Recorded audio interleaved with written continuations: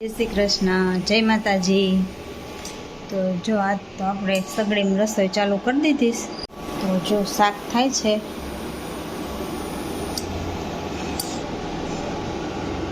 ખાસ કરીએ એટલે આવા હમણાં ભરાઈ જાય ફટાફટ, ધીમો કરી નાખવાનો। અને આજે તો આ બાજુથી ઘઉંની કોઠી ખાલી થઈ છે, તો એને બહાર હૂકવી છે। તો હવે ઘઉંની સિઝન આવી ગઈ, તો ઘઉં આવશે, લેવા તો પડશે જ ને। કઈ તો દીધું છે, હવે આવે તે દી હાચા કહું, ધીમો કરી નાખું। તો હવે ભરાઈ ગઈ છે એટલે તો હવે ઘઉં પછી આવે 2-4 દિવસમાં કે ક્યારે આવે એ લોકો નાખવા આવે એ તો ખબર ન હોય આપને, પણ આપણે કમ્પ્લીટ રાખવું પડે। એટલે ઘઉંની કોઠી સાફ કરીને બહાર સૂકવી છે, હમણાં બતાવું। અને ઘઉં આપણે હતા એટલે કોથળીમાં ભર્યા, આ ઘઉં આપણે કોથળીમાં ભરી લીધા છે, પેટીને ધોઈ રાખી દીધી છે। તો જો અહીંયા સૂકવીશ બહાર,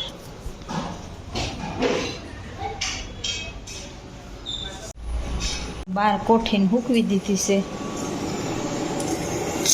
ઓલા બે ભાઈ બેન હજી ઉતારશે એટલે આપણે વધારાનું કામ બધું થઈ જાય, બાકી તો ન થાય।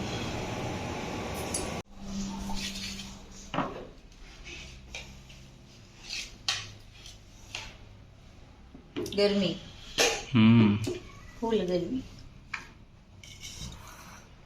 એક તો 2 વેરાયટીના શાક છે। આ કયું છે? મગ, હા, ચોરી બટાટા, ચોરી બટાટા, આ કેરી, એ તો જૂની જાણે છાસ, રોટલી।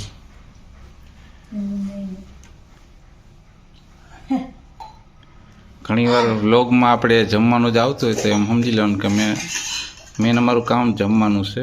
ખાવું પીવું હોવું કા, હા, એ મેન અમારા કામ છે, બાકી બધા ગૌણ કામ છે। સારું, ચાલો જમી લઈ। આ સાહેબ ન કાપવા બેઠા લાગે છે। હા હો, થોડી મેળ નતો પડતો, એ જ મેળ આવી ગયો છે। કરી લેવો છું। હા, પણ સ્કૂલોમાં તમે કહેતા હોય પહેલા આપણે ચોખ્ખું રાખો। પહેલા તો મારા નખ કાપેલા હોય તો હું બીજાને કહી શકું ને, હા, એ વાત સાચી। મારા નખ ખોદેલા હોય તો હું ક્યારે કહી કોઈને, હા, બરોબર ને? નખ તો મારે તો કમ્પ્લીટ રાખવો પડે, બીજા કહે કે હું એમ ન ખોદાય ભાઈ, એ વાત સાચી।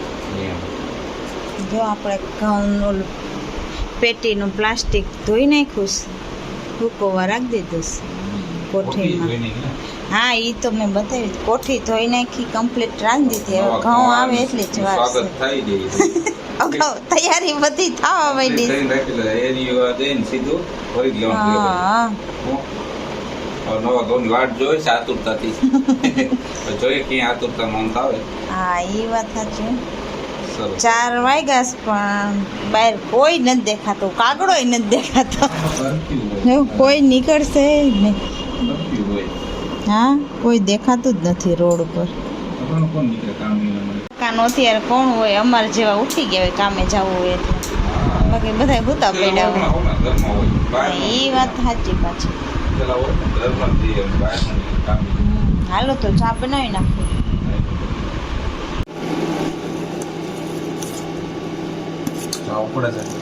હાલો, ચા બની ગયો છે, પી નાખીએ।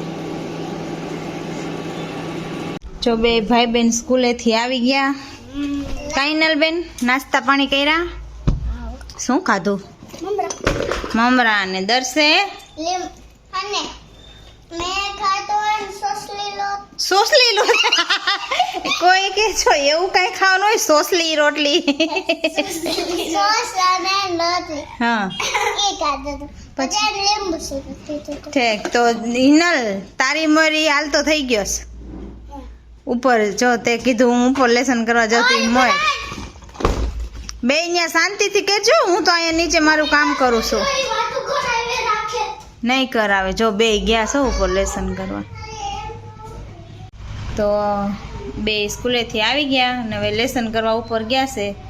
જો શાંતિથી લેસન કરી લે તો ઠીક છે, નકર ધડબડાટી થાય તો જવું જોઈએ।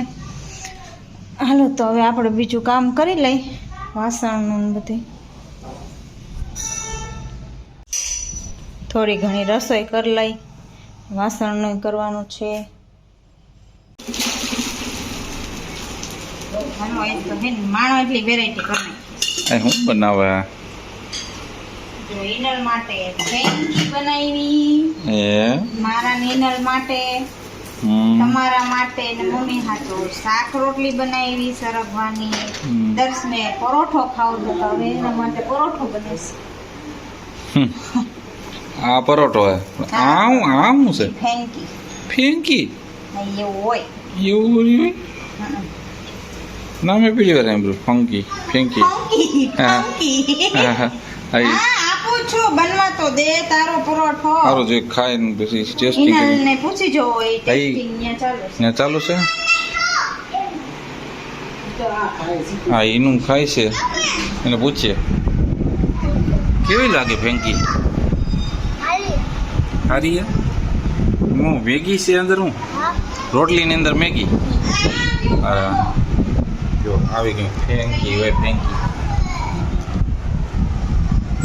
ક્યાં નીકળે હે લોહી? ના નથી નીકળતા.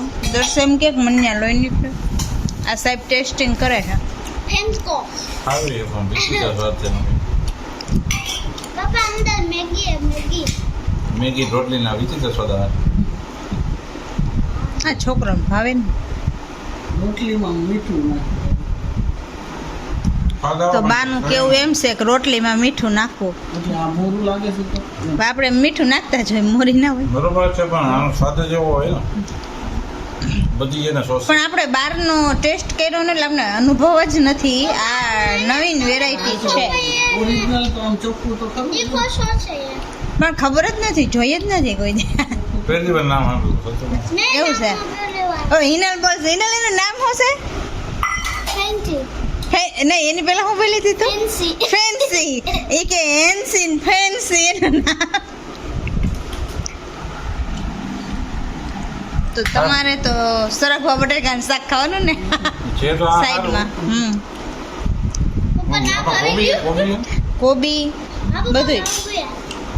ડુંગળી ને કોબી ને થોડીક મેગી ને સોસ છે અને આ દર્શભાઈ જોગાના કાઢીશ. સોસ તો હોય ને. છે સારી વસ્તુ છોકરાને ભાવે पर आ छोकरा ने नो भावे એટલે આને ભાવે. એને નો ભાવે એવું કાંઈ, એટલે એના મોટા માટે થાય તો મોટા થઈ જાય. પ્લેન પરોઠો. प्लेन प्लेन हो हेलीकॉप्टर नहीं અને મમ્મી હાટું ને ભાઈ હાટું સરગવા બટેકાનું શાક, છાશ અને કાંકરી ત્યાંથી ઉત્પમ આવ્યા છે ઉત્પમ મસાલાવાળા.